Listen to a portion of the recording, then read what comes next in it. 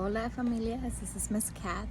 In this video, I'm going to share some important ways that you can prepare your children for school.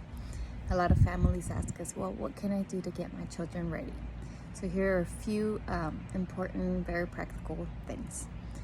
First, make sure your children are getting enough sleep. Make sure they get about 12 hours of sleep at night. Children under the age of 6 need about 12 hours of sleep. So please make sure that you're getting into a good routine, letting them go to sleep on time, and that they hopefully wake up on their own in the morning. 2 is aid them in independence. Make sure that you're preparing an environment where they have the capacity to get their own things, reach their own clothes, put their own clothes on, reach their own shoes. They can participate in brushing their own teeth, even if it's not at their reach or accessible at all times. When it is time to brush their teeth, that you allow them a turn, taking turns, especially with toddlers. My turn, your turn, a lot of that for them. They participate in combing their own hair, that they participate in caring for themselves. Please allow them to participate in putting their own clothes on and off, their own shoes on and off. Allow them to walk as much as possible. It's fun, of course, to hold and cuddle our babies, because they are our babies, of course, no matter how old they are.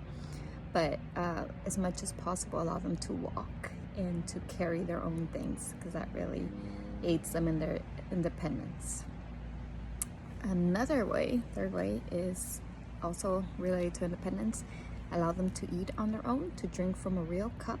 You can get little shot glasses or little small cups that are just open, completely open, a little cup for them to practice eating on their own independently, ideally in a small floor table. It could be your coffee table, anything on the ground even. But some of our children do have difficulty when they've been strapped to a seat up high, and then now they sit at a table that they can get out of or on their own, because we have small furniture that the children can sit at and get up out of independently. However, during meals we don't do that. We have to stay seated. So it would help your children if you allow them at least one meal a day where they are able, even if it's just a snack, to sit in a chair or pillow or on the ground independently, where they are asked to sit throughout the meal. It doesn't have to be a long meal, even just a little snack. So they have practice sitting at the table to eat a meal and then getting up, so they're not always on high chairs.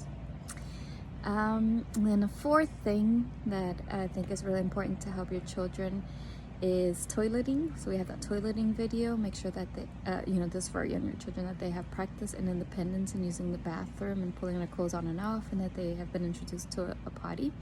That's ideal as well. If you haven't, that's okay. Whenever you're able to and you can go slowly at your pace at home. These are some of my most important suggestions. And number 5 is just make sure that you're feeling good, that you're feeling safe, that you're confident, and that you always tell your children, mommy and daddy come back. Every day, mommy and daddy come back, and you feel good and confident, that you say goodbye one time, adios, and you walk away. Because if you don't, they're gonna be like, oh my gosh, what's wrong? Or if they feel that you're upset, which naturally most of us get upset for our children's first day, but trying to calm our own selves down and breathe and let our little child self know that we are safe, our children are safe, so that you can bring that energy to your child and they know that they are safe where they are going, and that you always come back.